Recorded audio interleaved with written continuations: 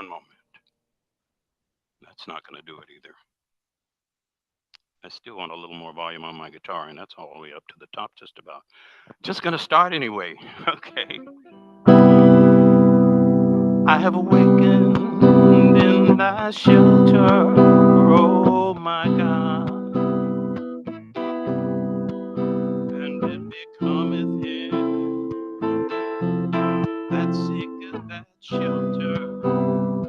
Hello, you to abide within the sanctuary of thy protection and the stronghold of thy defense. Good morning, Mike. Illumine my inner being, oh my Lord, with the splendors of the day spring of thy revelation, even as thou didst illumine my outer being with the morning light of thy favor.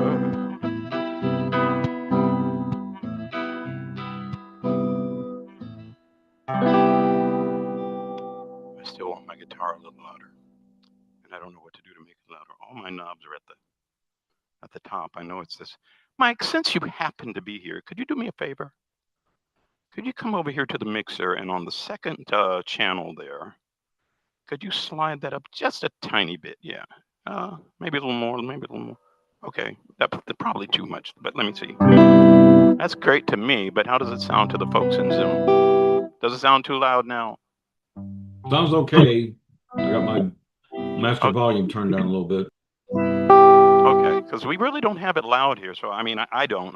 So, because I got my trusty hearing aid on. So, You might have to test it by singing something again. okay, let's just try this. I've waited in thy shelter. Oh my God. How's that? Yay. I can live with it. You're going to live with it. Your vocals are a little soft compared to the instrument, Tony. I'll sing louder. How's that? Sounds great. I've awakened in thy shelter. Howdy, Facebook folks. I know some of you, well, I see Suzanne is with us here in Facebook. I can see that. And someone else just joined. I don't know who that is yet. Their name hasn't come up on screen. But Mike is here in the room with us. Good morning, Mike. How are you? You're hot too. I see you waving. A little housekeeping here. It says 73 degrees. This does not feel like, and I don't mean what it's set at. I mean the actual temperature. It must be just very humid. Yeah, it's very humid in here. So you can probably see me sweating. It's fine. But we're going to go ahead and get started, folks. And we're going to start, as always, with a prayer. And this is a prayer for detachment. Glory art thou, O my God. I yield thee thanks that thou hast made known unto me him who is the dayspring of thy mercy, and the dawning place of thy grace, and the repository of thy cause.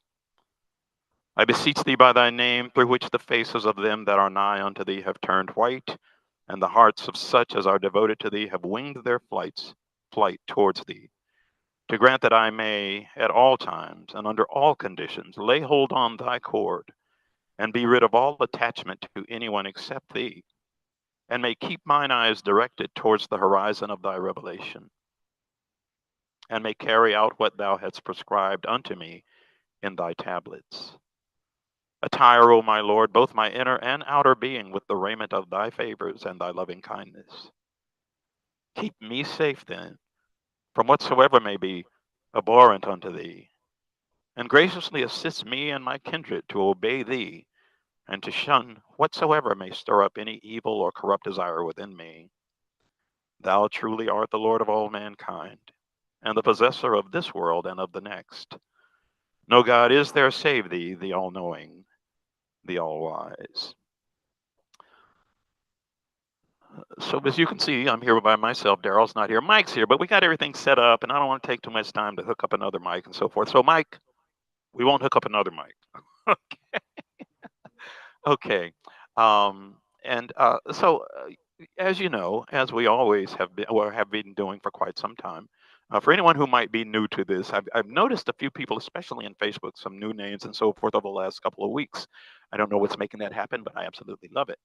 But what we do with this is we're here at the Clearwater Baha'i Center. We're not always here, but usually we are. But what we do generally on regularly every Sunday, and I have a slow connection here, so I don't know what's happening in Facebook. I hope it's, okay, but it just said I have a slow connection. But we read books. We read Baha'i books, okay, and we discuss them. And so it's devotion slash deepening slash, I don't know, maybe book club. And the book we've been working on for the last, I'd say a couple of months is Some Answered Questions. And now that I have the phone camera here so close, I can actually hold it up and people can see that. Some Answered Questions, okay, by Abdul Baha. And today we are starting on, no, I'm wrong. We are finishing the 12th chapter. We were almost finished last week. We ran out of time.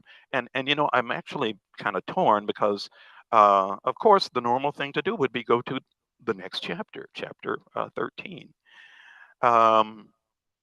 And we may indeed do that. But I do want to say the way this particular chapter 12 ends is worth some discussion. I want to make it clear. I have no expertise. I'm not I've said this many times. Daryl and I point this out. We're not spiritual guides or anything. We're just doing what Baha'is are told to do, teach the faith to the best of our ability. It doesn't make me an expert on the writings. Okay. There are plenty of people who are much, much more deepened, as we call it, meaning more learned in regard to the writings of the Baha'i faith. But the way this chapter ends may indeed, as I said, evoke some questions. So we're going to go ahead and start reading. All righty. I'm going to start from the previous paragraph that we actually ended on last week. Because what this is about basically is what is it biblically that points to Baha'u'llah as a manifestation of God and as the return, as some people would say, the return of, I will say, I don't even want to say Jesus. I don't even want to say a Messiah, but I'll simply say a manifestation of God, the manifestation of God for this age. To use those other terms, I'm not going to say they would be inaccurate. It's just that, they're so heavy with meaning and interpretation by different people. So anyway, here we go. Consider likewise that in the short span of time since the advent of Baha'u'llah, people of all nations, kindreds, and races have entered beneath the shadow of this cause. Christians, Jews, Zoroastrians, Hindus, Buddhists, and Persians all consort together with perfect love and fellowship, as if for 1,000 years they had belonged to the same kindred and family, even as if they were father and son, mother and daughter, sister and brother. This is one of the meanings of the fellowship between the wolf and the lamb, the leopard and the kid, and the lion and the calf. One of the great events which is to occur in the day of the manifestation of that incomparable branch is the hoisting of the standard of God among all nations. By this is meant that all nations and kindreds will be gathered together under the shadow of this divine banner, which is no other than the lordly branch itself, and will become a single nation. Religious and sectarian antagonism, the hostility of races and peoples, and differences among nations will be eliminated. All men will adhere to one religion, will have one common faith, will be blended into one race, and become a single people. I don't know about you, but to me, none of this is, as a Baha'i, none of this is controversial at all. It's simply what we believe, what we're told will happen. All will dwell. I'll start with the previous sentence again. All men will adhere to one religion, will have one common faith, will be blended into one race, and become a single people. All will dwell in one common fatherland, which is the planet itself. Universal peace and concord will be established among all nations. That incomparable branch will gather together all Israel, that is, in his dispensation, Israel will be gathered in the Holy Land, and the Jewish people who are now scattered in the east and the west, the north and the south, will be assembled together. Now, observe that these events did not take place in the Christian dispensation, for the nations did not enlist under that single banner, that divine branch.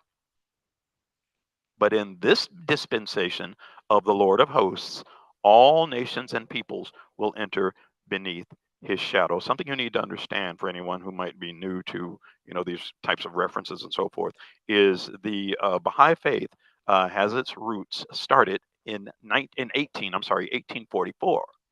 At that time, that is the beginning of the Baha'i dispensation. And so when Abdul Baha is referring to, but in this dispensation, he is talking about the Baha'i dispensation, which we are currently in. This dispensation of the Lord of hosts, all nations and peoples will enter beneath his shadow. Likewise, Israel, which had been scattered throughout the world, was not gathered. I'm sorry, I lost my place. Likewise, Israel, which had been scattered throughout the world, was not gathered together in the Holy Land in the course of the Christian dispensation. But in the beginning of the dispensation of Baha'u'llah, I'll repeat, which we are now in, this divine promise, which has been clearly stated in all the books of the prophets, has begun to materialize.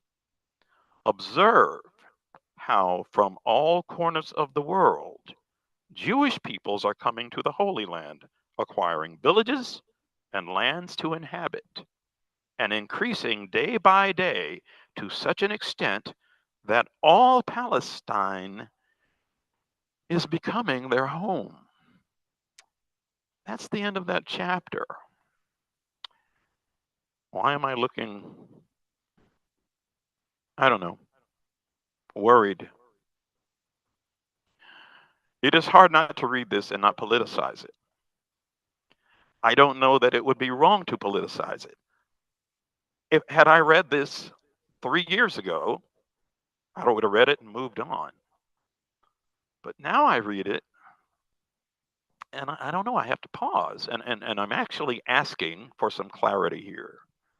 Anyone who may have any input on, maybe this is something that we should not interpret in regards to, recent events. I don't know. I don't know.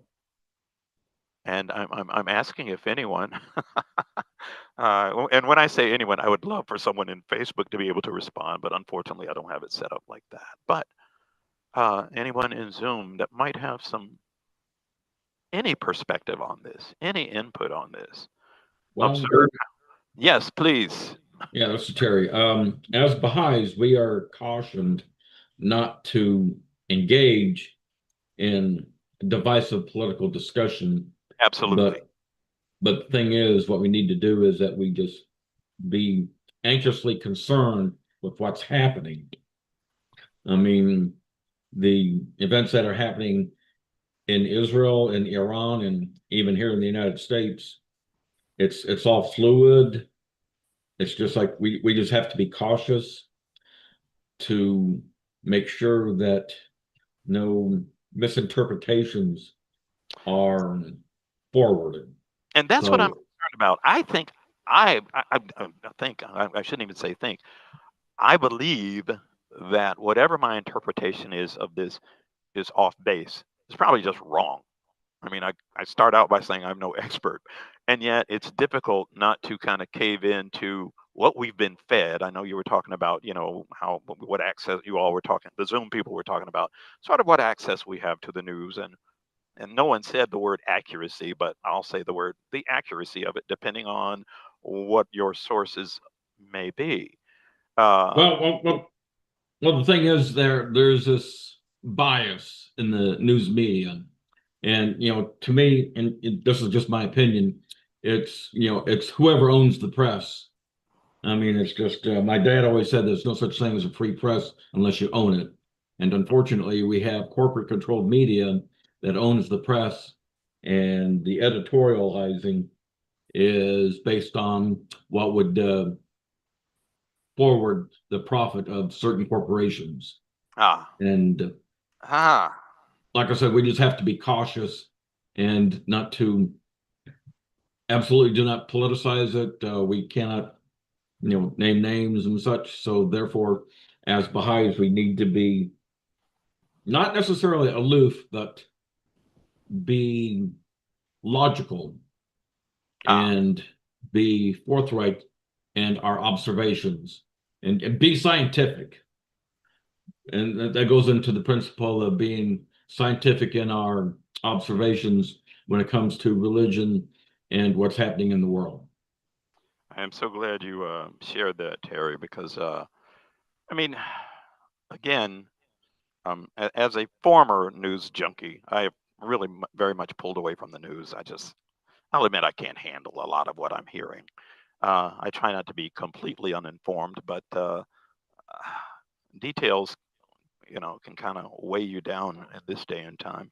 And so I'll admit I'm one of those people that kind of, I get little smidgens of it and I pull away. And so, but again, for you to point that out, that you know, um, excuse me, hang on. I have something I have to do real quick. Okay, done. Okay. Um, for you to point that out, I mean, I guess the most important thing is to not allow what we're seeing and hearing to sway us and to get us caught up in the divisiveness uh, that is so much a part of today's world.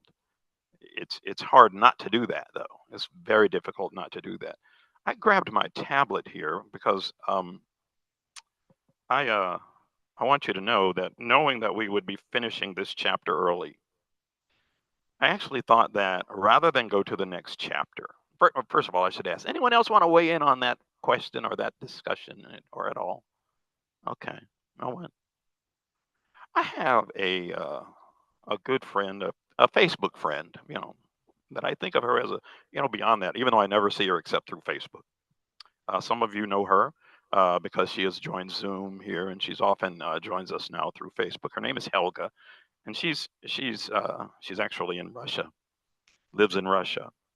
But she often asks very, very, very thought-provoking questions. And she asked me a question over the weekend, this weekend, that I'd really like to get your input on. And it might only take a moment, and if it only takes a moment, then we can move on. And I have to see if I can find her name here, and it's not showing up. Darn it! I can do a quick search, but I really thought I could just look and see. I'm amazed that it's not. Her question, oh, wait a minute, there it is. Okay. And I know why it's not coming through. I haven't used this tablet in a while, and so the chat that I really wanted to read to you is not coming through. So I'm going to have to just tell you. She sent me a question about self-awareness, which we have discussed before. And she sent me a little quote from one of the Baha'i writings that said, self-awareness, and I'm paraphrasing here, one of the gifts that man has been given by God is the gift of self-awareness. Self-awareness. But it points out that the gift of self-awareness is both a reward and a punishment, or can be a reward and a punishment. And so this kind of started this discussion between us, and I gave this long, because her question was, well, how can self-awareness be a punishment? And so I'd really like you all to think about that. Again, if I've got any answers, I've only got my own answers, which I did share with her. And it was just, well, this is my opinion, but nothing with any real authority. And so I really just, this may just take a few minutes, but how can self-awareness be a punishment?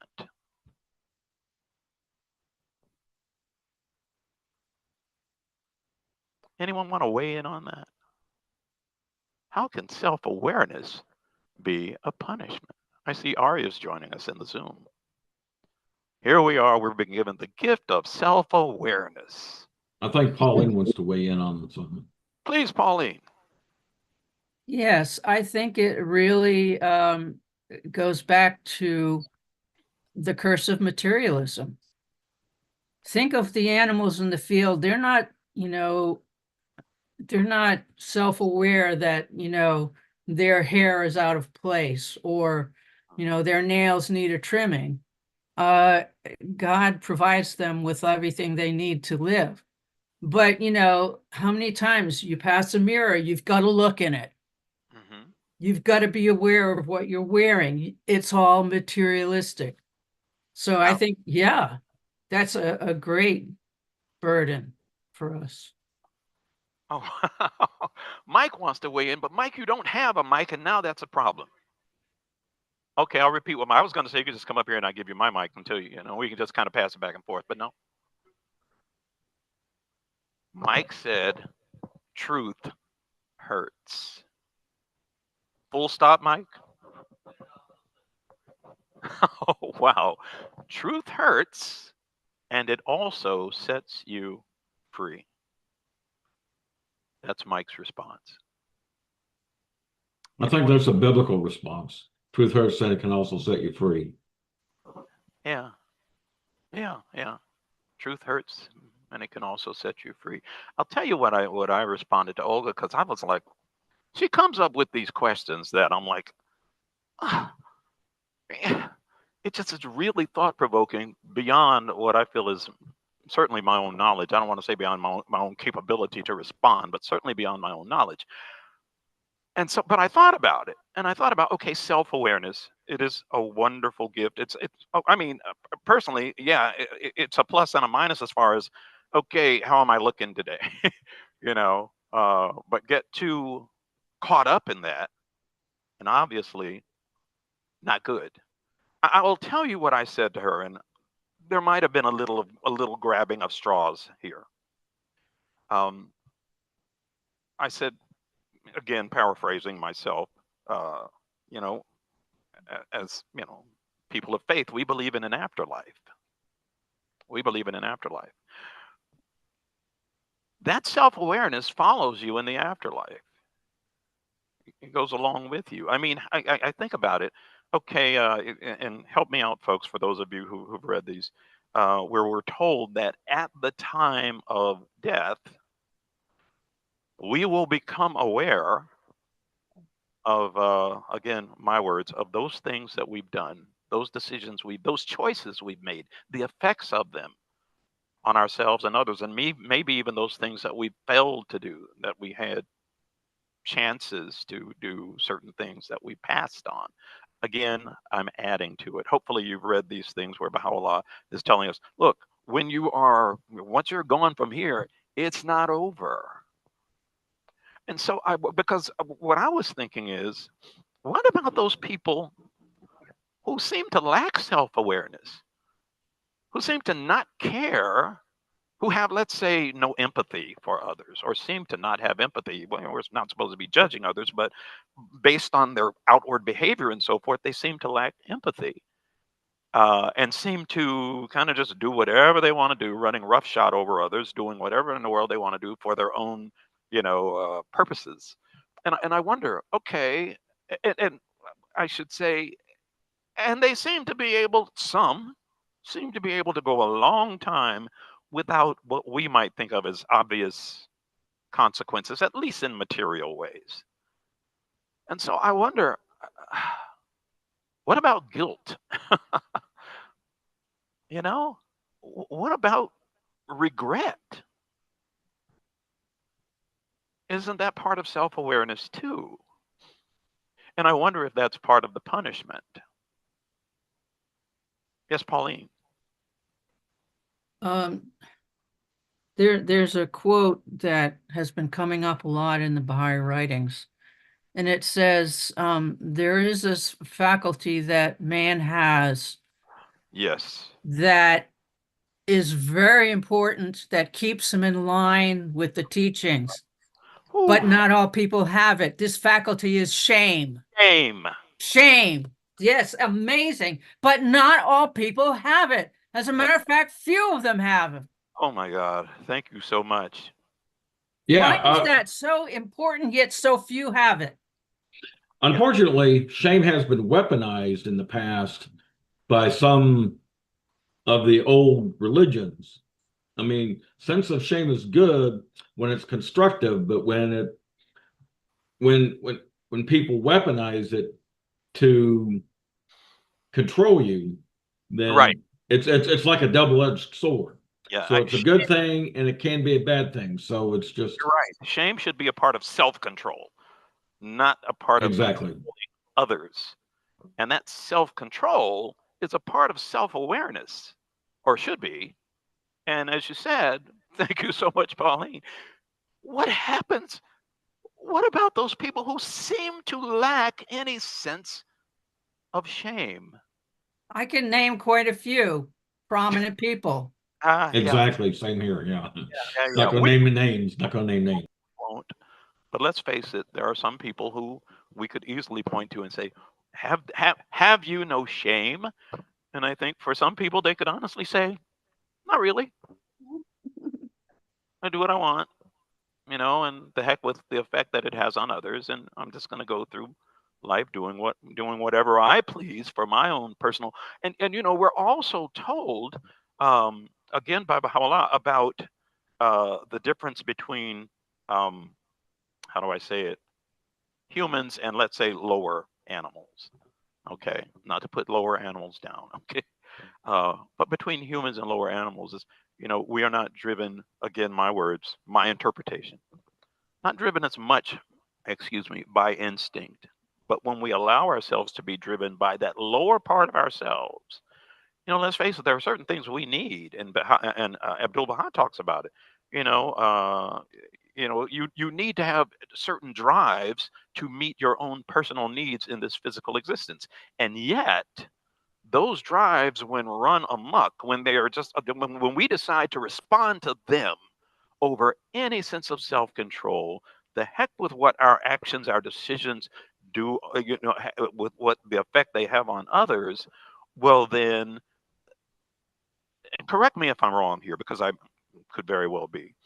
But Abdul Baha talks about satanic forces, and of course, we as Baha'is, we don't believe in a being that would be referred to as Satan, even though Baha'u'llah, I think for the sake of the reader or the listener, refers to Satan in some cases as a being. But we believe Satan to be indeed the insistent self, that part of ourselves, that drive, that impulse that drives us to simply respond to our, I don't know, our physical needs, our whims, our wants, and the heck with the effect that could have on anyone else, and often to the detriment of our spiritual development.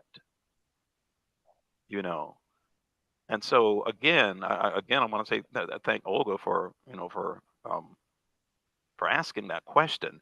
Uh, it just made me really think. Wow, and admittedly, I couldn't help thinking about certain things in the past that I've done. I have, oh my God, and I mean things where I'm thinking, yeah, I'm going to carry that regret to my last breath. And based on my belief, maybe even afterwards, and only hope for forgiveness, you know.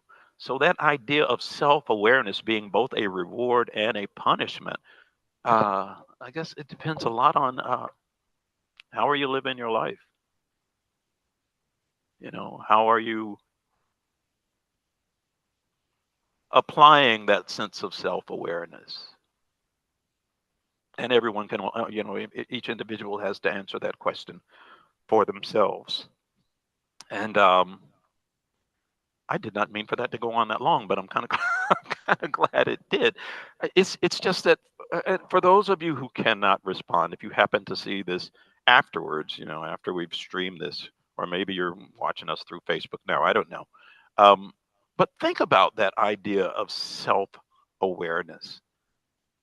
If it's a reward, then I'm assuming it's a reward that is intended to be used generally in a positive way, you know, to hopefully uh, keep us aware, keep us aware of our own decisions, our choices. There is a Baha'i writing that tells us to bring yourselves to account each day. And I don't remember the exact wording, if someone could look that up, but it says that basically the day will come when there will be a reckoning. So we're told, you know, bring yourself to account each day. And I will admit that every time I've thought about that up to this moment, I think about, okay, at the end of the day, you kind of sit down and you kind of think, how'd I do? And that's not a bad thing. But what about thinking that way throughout the day, throughout our waking hours? I don't even know if it's possible. I see Pauline's kind of saying, I don't know if I can do that. Somebody once told me that you should bring your self to account each day ere thou art called to a reckoning. However, don't do it all day long. You'll never do anything else. I guess you got a point there.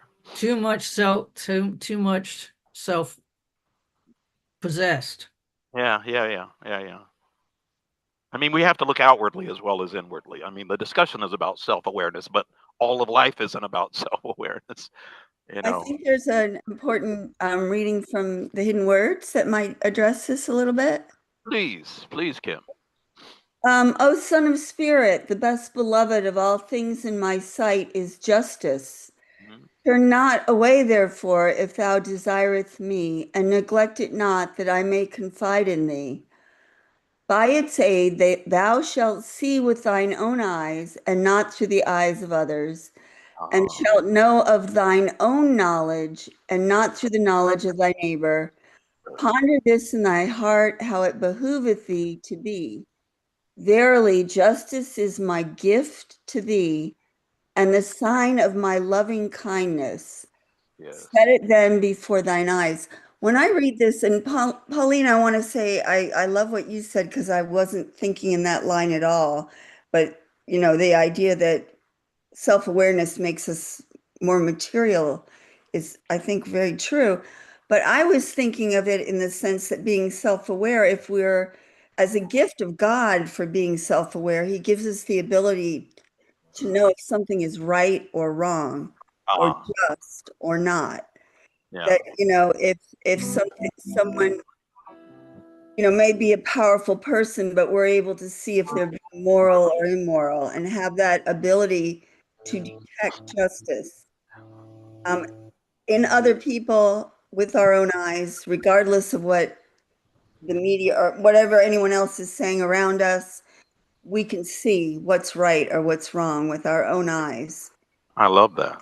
And then also, we're able to see it in ourselves. And I think that ability to know right from wrong and detect it in others, we can also detect it in ourselves. And that's where we have the gift and the curse of shame and guilt, because we know when we've done, you know, we might do something rashly and then we're able to reflect and go, oh, that really wasn't just of me to do that, Yeah. and feel bad about it. And then the people that don't have that gift from God of knowing justice, have no shame because, and they also don't know what's right and what's wrong. Or maybe they know, they just don't care. They don't care. Yeah, they probably know, but they don't care. Yeah. I don't know. I can't judge. I can't judge another person's reason, whether they're doing things that are not right because they don't know better or because they do know better and they don't care and they just want something. But either way, they don't really have any sense of guilt or shame, or they're not, that sense of justice is dulled in them.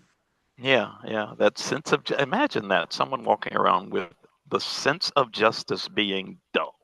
And I mean, that writing in the hidden words says that having that sense of justice is a gift from God. Yeah, yeah. I found the reference. It's in Hidden Words, number 31 from the Arabic. You mean about justice or? Bring thyself into account, says, Okay, O son could you of read it being. word for word, please? I think Pauline already said it word for word, but could you read that word for word, please? Who? Oh. Do you still have it up, Terry? I know you said it's a hidden word, but was O that son the of being, bring thyself to account each day ere thou art summoned to a reckoning, for death unheralded shall come up and upon thee, and thou shalt be called to give account for thy deeds. ooh? For death unheralded shall. Again, I'm always repeating things. Repeat that one more time, please, Terry. One more. Okay. Give me a second. I posted it in the chat. O son of being, bring thyself to account each day ere thou art summoned to a reckoning. For death unheralded shall come upon thee, and thou shalt be called to give account for thy deeds. Now, can you imagine being called to give account for your deeds that you're unaware of? Okay. That's what scares me every night. It's just like, Yeah, okay, but what I did I mean, do wrong and I don't you know? talked about justice. You're talking about, you'll be summoned to a reckoning. Let's face it, you might not know everything, but you'll Yeah. be aware. That self-awareness that we have here, based on what we're reading now, it has to follow us. How could you be, brought to account for something you are completely unaware of? Everything starts brand new. You remember nothing. No. So that self-awareness, yeah, it's a gift, it's a reward, but it can also be a punishment. And I think the deciding factors are, how do we, govern our own selves? How do we govern our own behavior? Do we have any sense of shame? Do we have any sense of empathy for others, et cetera, et cetera, et cetera? Are we going to get it perfect? No. But still, these types of things should be, what's the word I'm looking for? We should have some sense of, oh, wow, I'm having a senior moment here. It should be a part of our mindset. That idea of self-awareness isn't just about, it is about ourselves, but it includes, how am I treating my fellow man? How am I making my personal decisions in regards to how it affects others? So I want to say thanks to Olga for asking that question. She comes up with these questions, and I'm like, I don't know. But it certainly is thought provoking, as far as I love the idea that you all here in the Zoom, and I wish the Facebook folks could do the same thing, but unfortunately, well, you could put something in the chat, I guess, but it doesn't scroll in. It scrolls, but anyway, that's a whole nother thing. The main thing is, that idea of self-awareness. Certainly, hopefully, in the way that we govern ourselves, we'll be able to see it more as a reward than a punishment. Anyway, I'm going to go ahead Did and do a I? little walk here real quick. Yes, yes, yes. You had something to say, Pauline. Yes. Yeah, maybe I should let you play your song first, and then could I bring up a reading? Sure. Okay.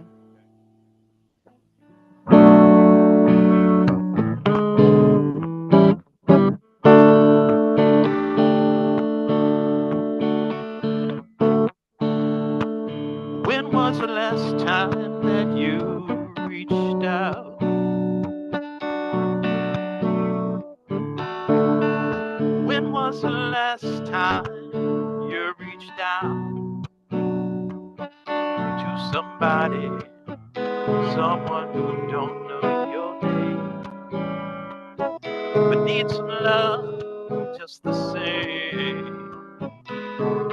When was the last time you reached out?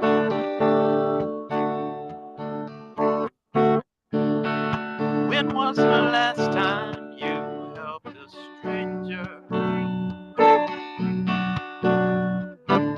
Poor and cold and lonely, somebody in danger. Somebody's child in need could be the one that you feed. When was the last time you reached out? You could be a blessing to somebody in need. You could be that angel somebody's hoping to see.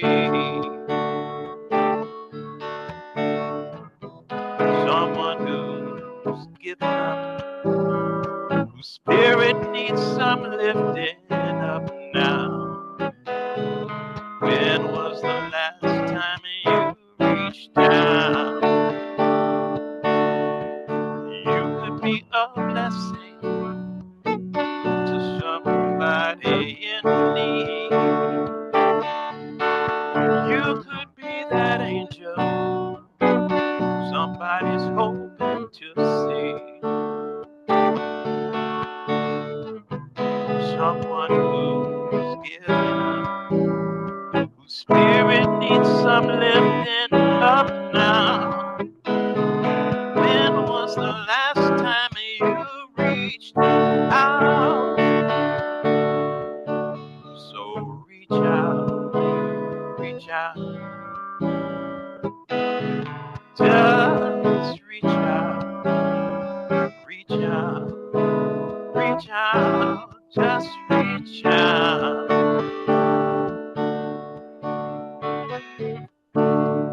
When was the last time you reached out?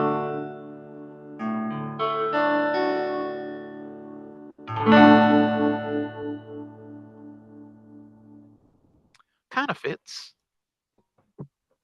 Kind of fits. I wasn't thinking that when I chose that song, but it does kind of fit. And at this time, even though we're a little short on time, yes, we certainly do want to have some time for anyone who would like to offer up a prayer or reading or song. I don't think Andy's with us today, is he? I don't believe so. So anyone who would like to offer up a prayer or reading of your choosing, this is that time. So please feel free. Okay, so can I go ahead? This relates back to what we were talking about, self-awareness. Mhm. And it's about people with severe handicaps. Oh, thank you, But Paul. yet it does refer back to self-awareness, because I can tell you that with a daughter with severe and profound intellectual disability and an IQ of 25, she is not self-aware. Right. I ran across this reading, it's by Abdul Baha, and it is just, I am amazed by this. So it says, as to those souls who are born into this life as ethereal and radiant entities, and yet on account of their handicaps and trials, are deprived of great and real advantages, and leave this world without having lived to the full. Certainly, this is a cause for grieving. This is the reason why the universal manifestations of God unveil their countenances to men and endure every calamity and sore affliction and lay down their lives as a ransom. It is to make these very people, the ready ones, the ones who have capacity to become dawning points of light and to bestow upon them the life that fadeth never. So tell me, to me, I'm starting to think the people don't, these handicapped people are not as self-aware. So they cannot figure this out on their own by just reading the writings. That's true. These handicapped people are the ones why we have manifestations. That's what it's saying right here. Yeah. And that puts the responsibility on us to make sure that we are doing what we can to help them get through this life, in the best way possible. I mean, as someone who has, a family member who's also disabled, as you know, Pauline, certainly to a lesser degree, but certainly has challenges. I mean, the idea of justice also comes in here. Being just with them, understanding their capabilities that they lack, that we're supposed to help make up for, and help make their lives as good as we possibly can.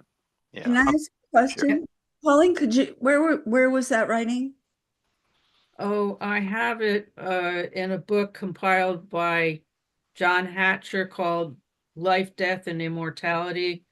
Okay. And I could, let's see. I'll look it up, the reference in this back and put it in the chat. Okay. That'll be good, yes.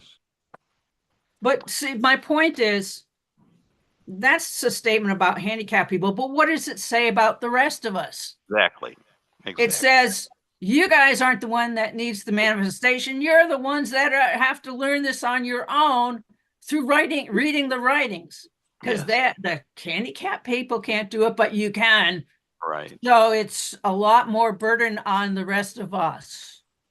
Wow. Thank you so much.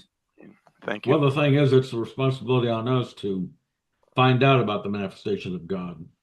Right. It's just like I was born and raised Catholic, and I was expecting Jesus to come float down out of the sky, and far be it from me to find out that it was some Iranian guy that appeared back in 1844. Actually, two Iranian guys that appeared back in 1844. So it's like, okay, that's on me. Is there anyone else who'd like to share?